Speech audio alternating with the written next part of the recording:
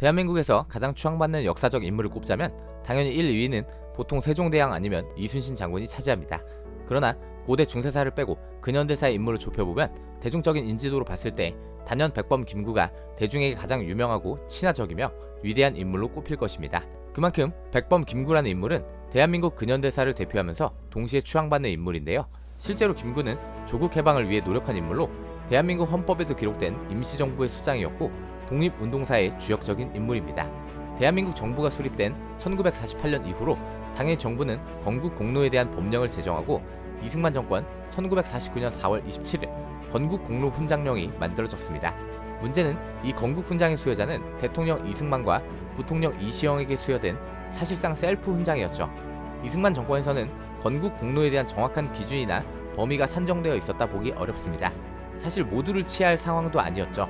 국가적으로 기틀이 안 잡힌 상태였고 건국공로 훈장을 제정한 뒤 1년 있다가 바로 6.25 한국전쟁이 터졌으니까요. 실제로 이후 수여받은 사람은 1953년 한국군의 아버지 미 육군 장성 제임스 벤플리트, 대만 총통 장제스, 1957년 베트남 공화국의 응오딘 지엠 등 외국인이 오히려 건국공로 훈장을 김구보다 먼저 받았습니다.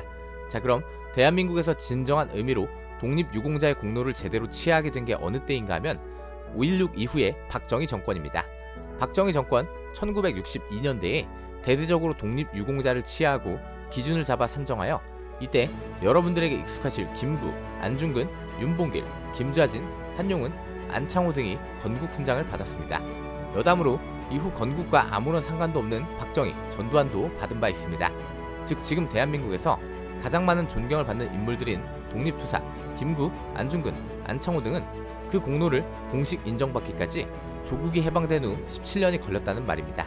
김구는 박정희 정권에서 건국공로훈장 중에서도 가장 높은 중장을 받았습니다.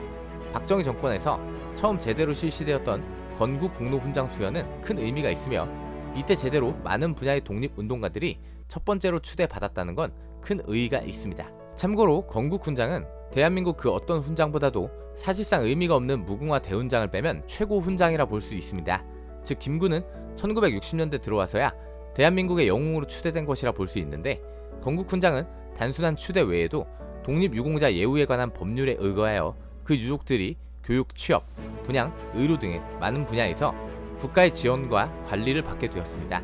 박정희는 김구를 추대한 것 외에도 1969년 8월 23일 박정희 정권에 성질할 수 있는 남산에 김구의 동상을 세웠고 이 일대를 백범광장이라 명명하기도 했습니다.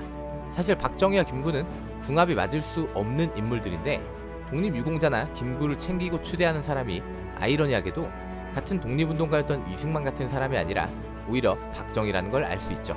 자, 오늘 이야기의 핵심은 사람의 인생과 역사가 얼마나 재미있고 한치 앞을 알 수 없는지 이제부터 한번 보겠습니다.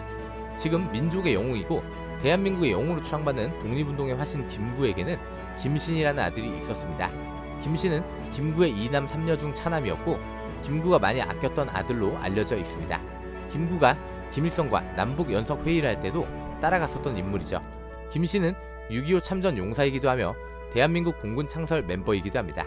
실제 한국 전쟁에서도 전투기를 몰고 나가 적과 싸워 전공을 세웠고 철저한 반공주의자였죠. 사실 죽어서는 위대한 인물로 추앙을 받지만 평생 국위 영화와는 거리가 멀었던 아버지 김구와는 다르게 아들 김신은 마치 보상받기라도 하듯 대한민국에서 화려한 길을 걸었습니다. 그는 10전투 비행 단장을 역임하고 미국 유학을 가기도 했으며 이후 불과 38세의 나이에 공군 중장으로 공군의 수장인 공군 참모총장에 올랐습니다.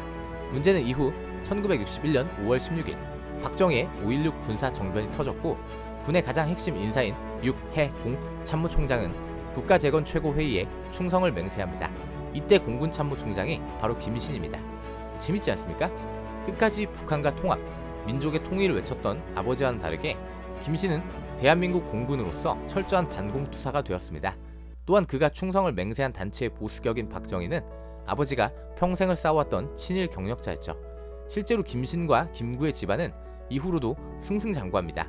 김신은 공군참모총장 이후 당시 대한민국의 가장 중요한 우방인 대만의 대사로 박정희 정권에서 일했고 교통부 장관을 역임하는가 하면 박정희의 유신 정권 때는 정권을 떠받드는 천병이라 할 유신 정우회를 통해 국회의원이 되기도 했습니다. 말년에는 전두환 정권에서 독립기념관 초대 이사장을 지냈고 백범 김구 기념관 관장을 지냈죠.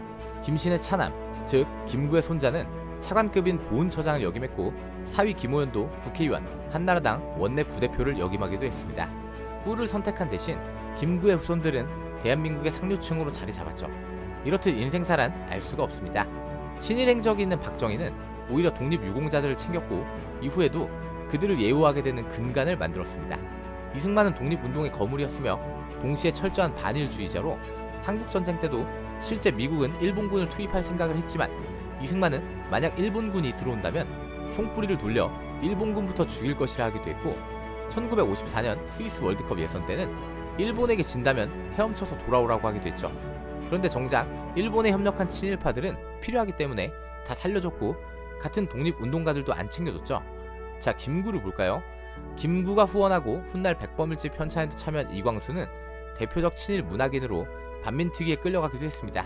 우리가 지금 보는 그 유명한 백범일지는 이광수의 손을 거친 것이죠. 김구가 귀국했을 때 그가 죽을 때까지 기거했던 저택 경교장은 조선 3대 갑부였고 대표적 친일 재벌이었던 최창학이 김구에게 선물한 것입니다. 또 해방 전국에서 김구에게 사실상 자금줄을 댔던 물주 방응모는 일제강점기 알아주는 친일파 중 한 명이었죠. 방응모는 김구의 한독당 중앙상무위원과 당 재정부장으로 김구와 함께하기도 했습니다. 단적으로도 알아주는 독립운동의 영웅 지청천 장군이나 이범석은 일본군 출신자들을 대거 기용했고 특히 이범석은 초대 국무총리로서 반민특위 활동을 축소하고 막으려고 국회에 직접 출석하기도 했습니다. 이범석은 내내 독립군으로 활동했고 청산리 전투의 영웅이기도 한데 말이죠. 여러분, 복잡한 역사와 인생사에서 과연 무엇이 정답일까요? 김신의 선택은 저승에서 아버지를 만나 어떠한 평가를 듣게 될까요?